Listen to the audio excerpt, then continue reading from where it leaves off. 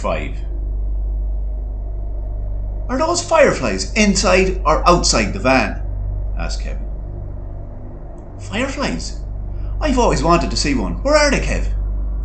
I don't know. Either on the inside or the outside of the van. Or maybe both. Pa was driving the van along a narrow boreen. Martina was next to him, and Kevin next to her. Pa kept his eyes fixed on the road. If they're on the outside of the van, then they could be alien fighters. We'll be in tree cover soon. Do you have a bearing on them? A bearing on them? Asked Kevin sarcastically. Since when did you turn into Roger Ramjet? We're in a Ford Transit, the fucking Starship Enterprise. Be nice, Kevin. Pa is just trying to avoid the aliens. We're all in this together. It's going to be hard enough to build a spaceship without turning on each other as well. Sorry, lads, the fireflies are freaking me out. Why don't you roll down the window and see, Kev? Why don't you roll yours down, Pa, huh? If you're so smart. I don't have one. It fell out at the strawberry fair, remember? Plus, I don't see any fireflies. Maybe they're just inside your head. Oh yeah, I forgot all about the strawberry fair.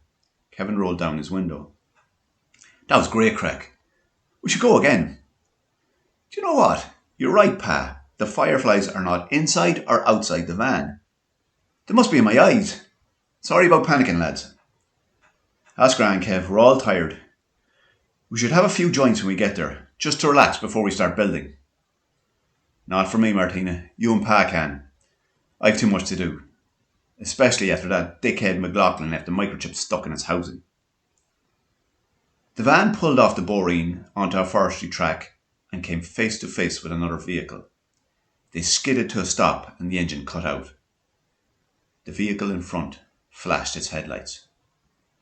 Martina grabbed Pa by the arm and began yelling. The aliens are here! Reverse us out! Pa tried the ignition. Ram! They're here, Pa! Reverse the van now! I'm trying to, Martina. The engine won't start! Ram! Clunk! The vehicle facing them switched on its full beam. Kevin spoke slowly. I'm not sure that's the aliens, lads. I doubt they'd have arrived in a van. And anyway, you saw what they did to Tokyo. They would have vaporized us by now. He paused for a moment. Unless, of course, they want to torture us. Bram, bram, clunk. Martina grasped the door handle. Open the door! Pa and Martina barreled out the driver's side of the van and into a ditch. Kevin was slower to respond. He casually opened the passenger door and walked towards the light. Moments later he returned. Lads, will you come out of the muck? It's just Mark Greville. I knew I recognised the van. The van drove forward until it was level with them, and the driver's window rolled down. Martina climbed out of the ditch and smiled at the driver. Jesus, Mark, me heart. I thought you were the aliens. And then when you flashed the lights, it scared the shit out of me. Pa joined Martina. Yeah, same here. Mine's pounding. Such a dose that was. What are you up to? How are you, lads? I just spent the last hour cleaning up cans dumped at the party. I tell you, there's some dirty cunts up there tonight. The window and took a look up and down the track. What's all this about aliens? Kevin joined the others. Sorry, Mark, I thought you would have known.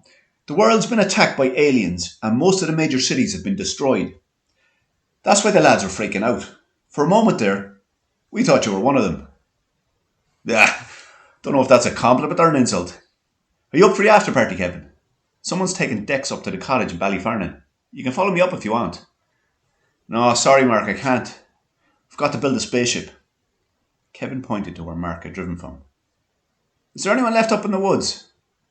Not really. There's 2 old lads clearing back bushes, and they're horsing into it. Actually, they said they were clearing away for a spaceship. I just figured they were off their heads, so I left them at it. Apart from that, I think Pa and Martina have a fire going, but there's no music. I'm Pa, said Pa, climbing back into the Ford. Oh, sorry, mate. Of course you are. I don't know who I was thinking of. Anyway, there's only a few people left up there. Right so, good luck, lads. Pa turned the ignition and the van started instantly. Fuck's sake, typical. Now it decides to start. Good job we're not taking the van into space. Kevin scratched his head. he muttered. He climbed back into the cab alongside Pa and Martina, and both vehicles headed in opposite directions. The van found two people sitting around a fire when it arrived in the car park/clearing. Now, if you were to select an army to represent the fighting capacity of the human race, neither of them would make an obvious choice. But then again, at short notice, at 5 a.m, in a conifer plantation miles from anywhere, it'd be unwise to get picky. Kevin climbed out of the van and walked over to the fire. "Are you here for the spaceship?" asked a young man in a black tracksuit. "Yeah, how'd you know?" Kevin, I didn't recognise you for a second. I was just asking because there's two lads up at the top of the hill flat out getting things ready for it. Who's with you?" The man at the fire was called Faf. If the battle against the invaders came down to a fist fight between humans and extraterrestrials, he would be a match for a 6'1". He worked as an electrician, and his skill with wiring would have been an asset in the building of the spaceship, if he was sober. But he wasn't. His other abilities are a bit of an unknown quantity, as it took him so long to do anything nobody really noticed what he did. And that was how he got his nickname. "Just Pa Martina, Faf. I suppose you heard about the invasion." "I've been listening to nothing else this last few hours. Sandra has been filling me in on everything."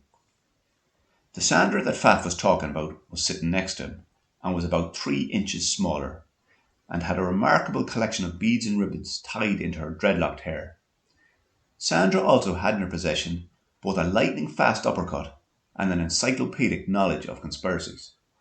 Thinking and speaking about these conspiracies occupied her every waking moment, which put great demand on her time. "I wouldn't really call it an invasion," she interrupted. "It's more of an awakening.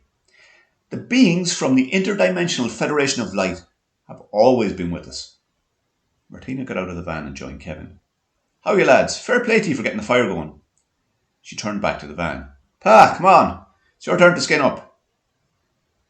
"If you think about it, all the world's problems come from one thing, and that is an absence of light," continued Sandra, unfazed by whether anyone was listening or not. Faf ignored her. "Where were you before this, Kevin?" "Oh, just getting a microchip for the spaceship." "Why?" "To modulate the gravitational field it generates." "No, I mean, why are you building a spaceship?" "Because we're going to hit the mothership hard and knock out their command and control structure." "Shouldn't the Air Corps be doing that?" "How the fuck are those lads going to tackle an alien force, Faf? They just don't have the equipment. They just don't." "I don't know, it sounds mental, Kevin. Surely there are people trained for that sort of thing." "Like who?" A Space Force? Don't be daft. The Coast Guard? Whoosh! "There's something moving in the trees," interrupted Martina. Pa had been on his way to the group, but stopped in his tracks. "Something or somebody?" "Quiet!" snapped Kevin. Pa scanned around him. "Because if it was something, then it could be one of the aliens," he whispered. "Will you just shut up for a minute? It sounds like chanting." The group went silent. "I don't need, dum-da-dum, I don't care, dum-da-dum, I don't want, dum-da-dum." "That sounds like Billy Durant." "What's he at?" "Fuck knows," replied Sandra. "Anyway, the thing with interdimensional beings of light is that they want some chaos, but not lots. So they allow governments to use chemtrails to control people." "Where'd you say those two lads were getting things ready, Faf?" "Up at the top of the hill, Kevin.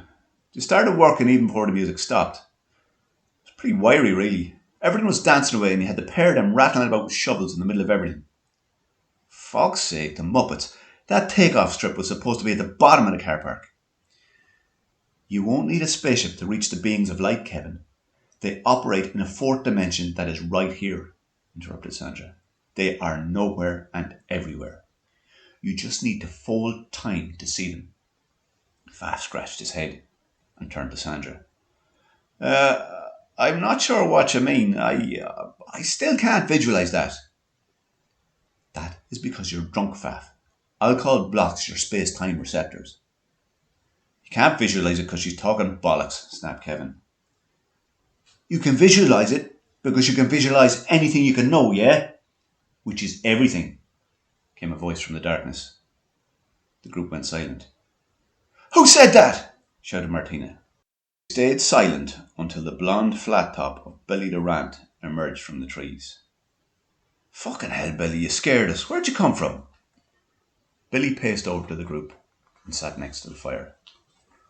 I come from the same place everyone comes from. Creation. But that is not the question each of you should ask yourselves. He looked around the group. The real question you need to ask, is where am I going to? Where are you going to, Billy? Asked Martina. Ballyfarnan. That's 15 miles away. You're not going to walk there, are you? Is it really 15 miles though? Asked Sandra. She then answered herself with another question. Or is that just what the government would like you to think? The truth is, places are not really that far from each other.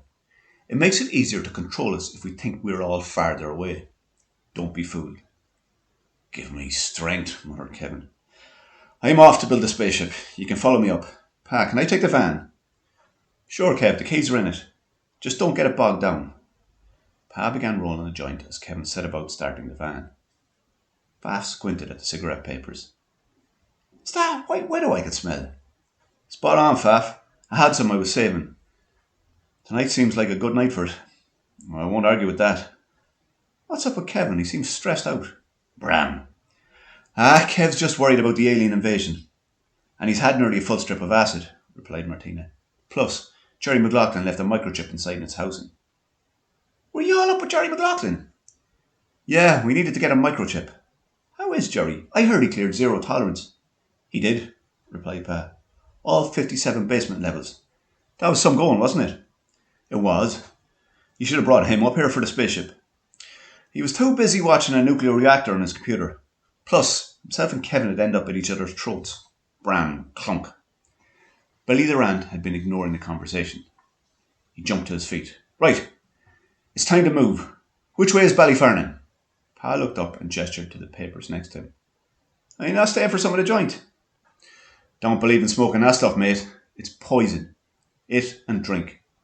Good nutritious food is all anyone needs, yeah? I ate a chicken and a bottle of Lucozade for me tea, and I'm flying.